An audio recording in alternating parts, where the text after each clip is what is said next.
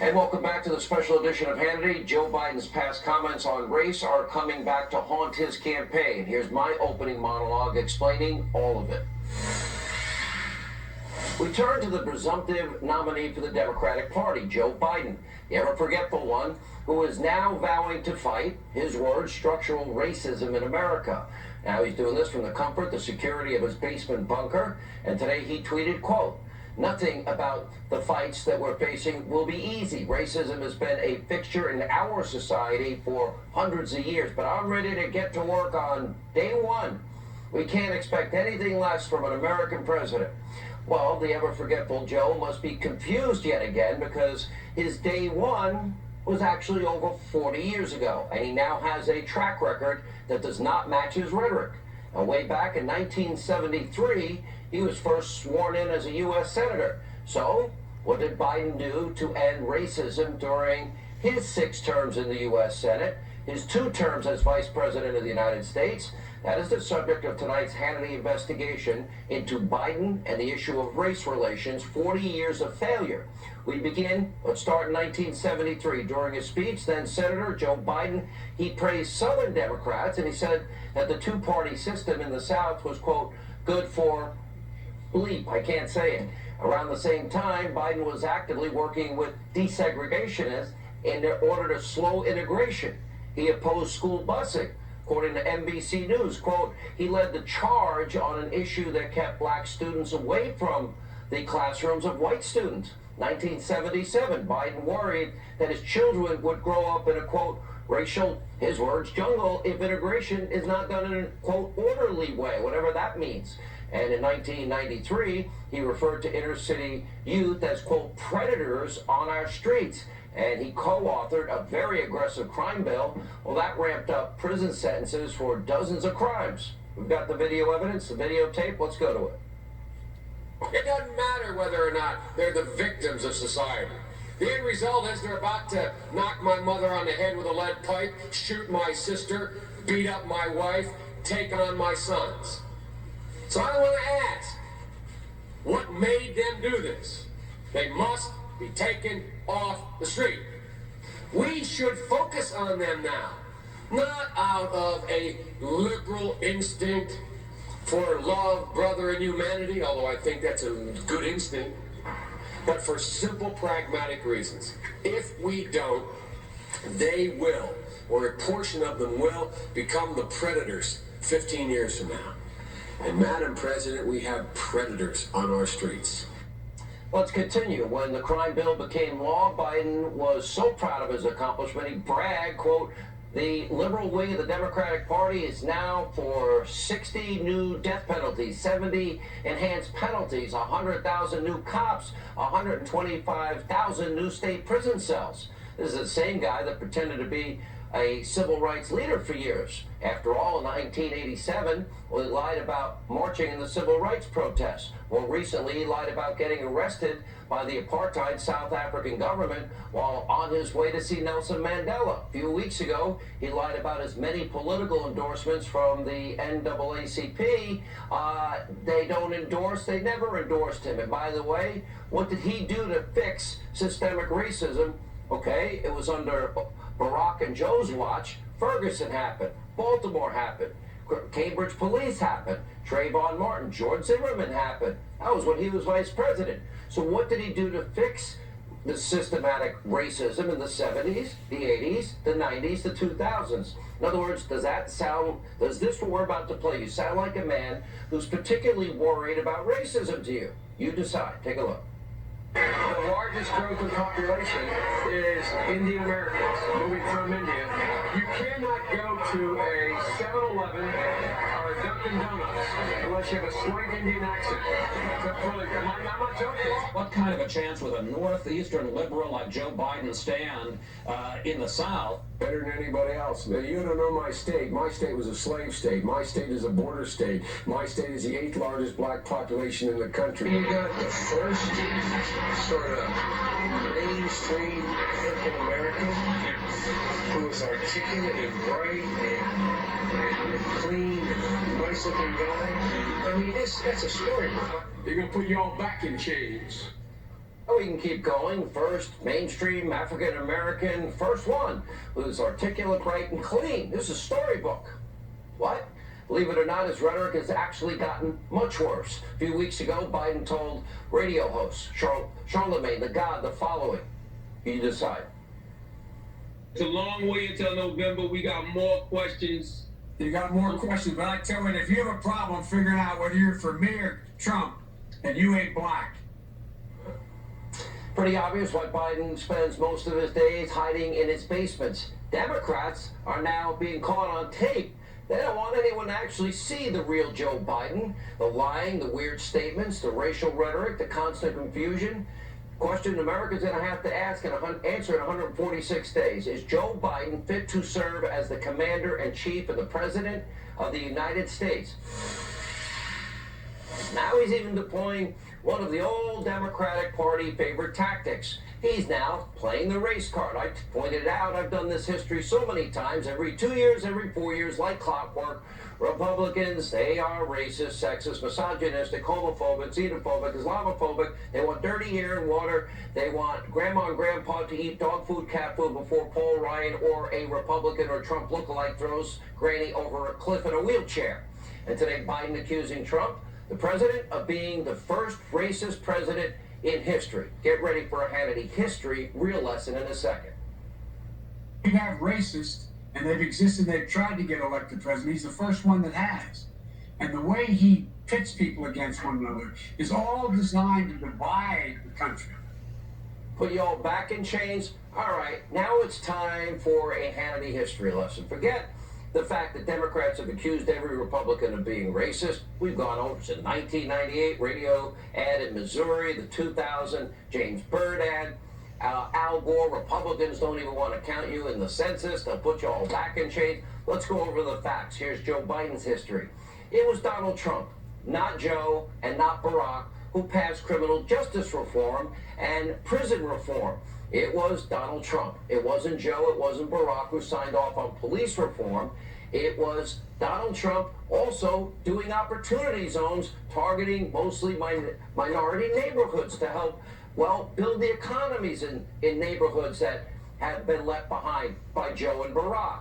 It was President Trump, not Joe, not Barack, who ushered in record low after record low after record low unemployment for African Americans, Hispanic Americans, Asian Americans, women in the workplace, youth unemployment, African American youth unemployment. Joe and Barack, they didn't do any of that. Matter of fact, 13 million more Americans food stamps, 8 million more in poverty, lowest labor participation rate in, since the 70s. And a 51-year low in home ownership rate and the worst recovery since the 40s. That's their 8 years of failure. And by the way, 3 years in, President Trump has done more for minorities in this country than Joe Biden, Nancy Pelosi, and Chucky Schumer did in 125 years. Watch this. You look at employment, you look at opportunity zones, and maybe most importantly, you look at criminal justice reform, you look at prison reform. I've done things that nobody else, and I've said this, and I say it openly, and not a lot of people dispute it. I've done more for black Americans than anybody, with the possible exception of Abraham Lincoln. Nobody has even been close. And coming up, my opening monologue on Joe Biden's never-ending campaign of blunders. You don't want to miss this one. Next.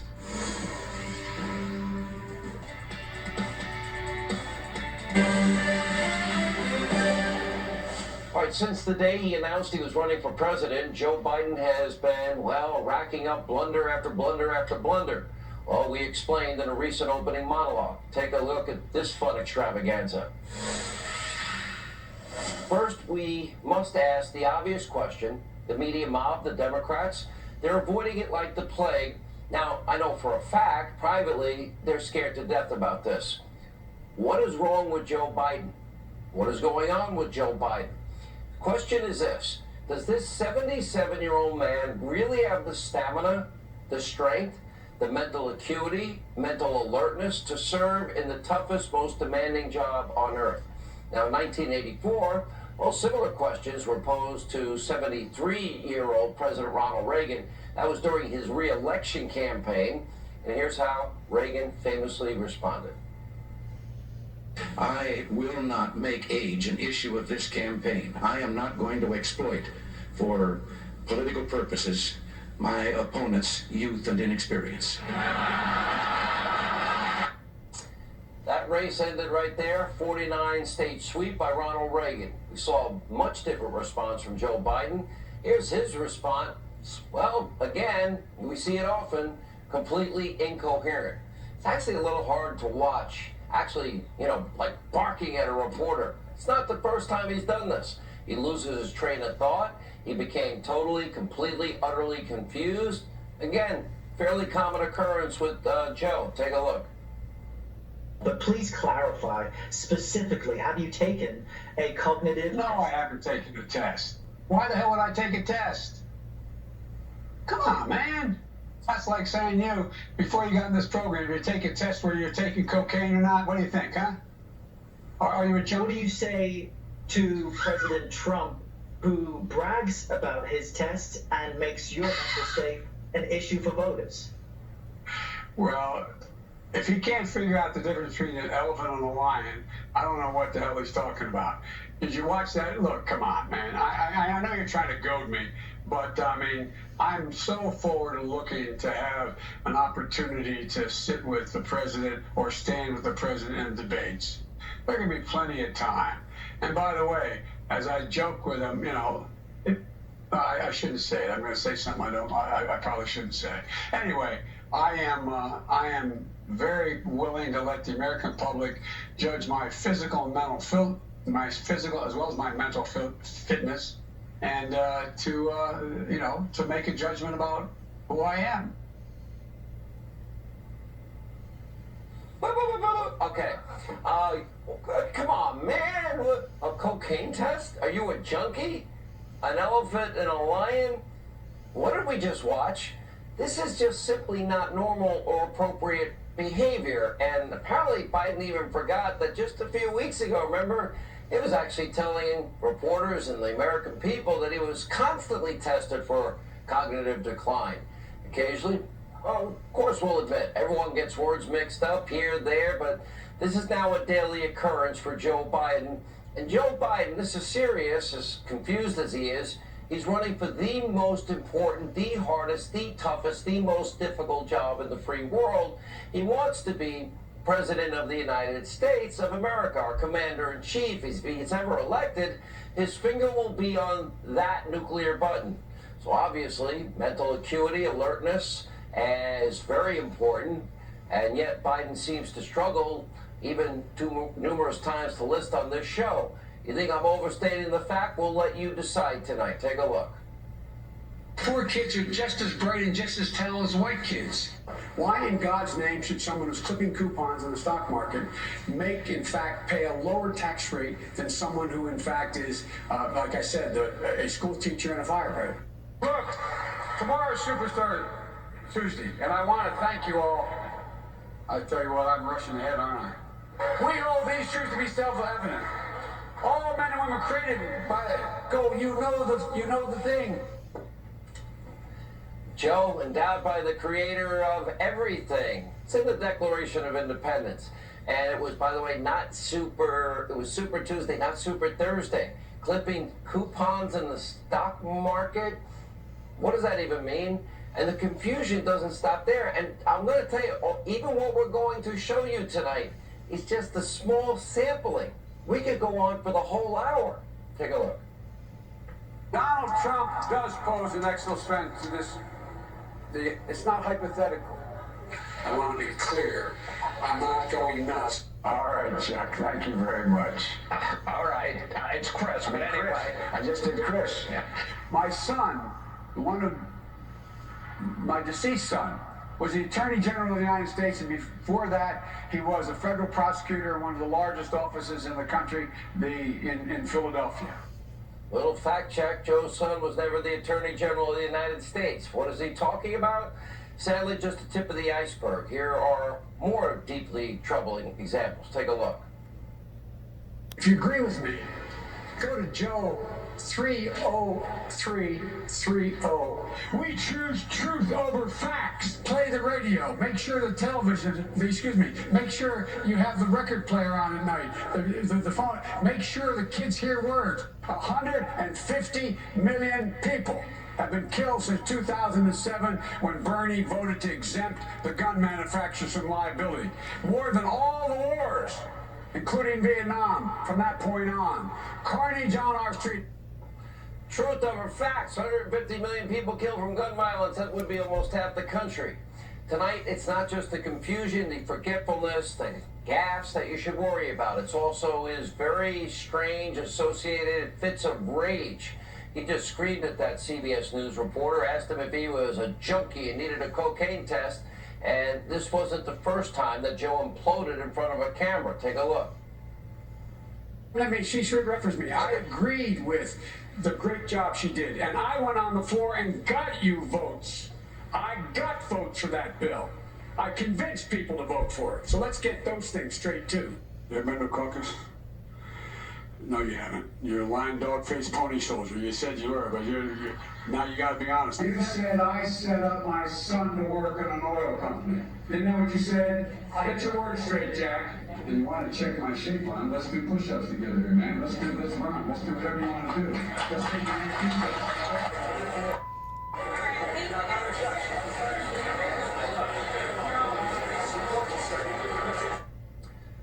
These are the types of things Terry McAuliffe was referring to when he said, I'm perfectly fine if Joe Biden stays in his basement bunker until Election Day. He only sees 2 people a day. All right, let's state some facts. Joe Biden loses his trend of thought often. He mixes numbers up often. He struggles to remember certain words. At times, he doesn't even know what day of the week it is, what state he's in, and what office he's even running for. He's experiencing frequent bouts of irritability, anger, confusion.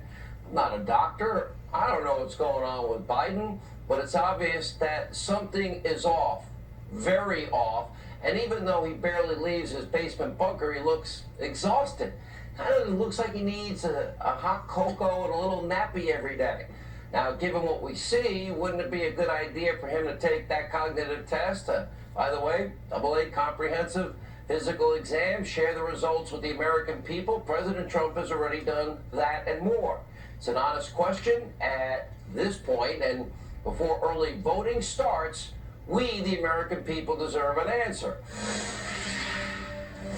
More Hannity right after this break.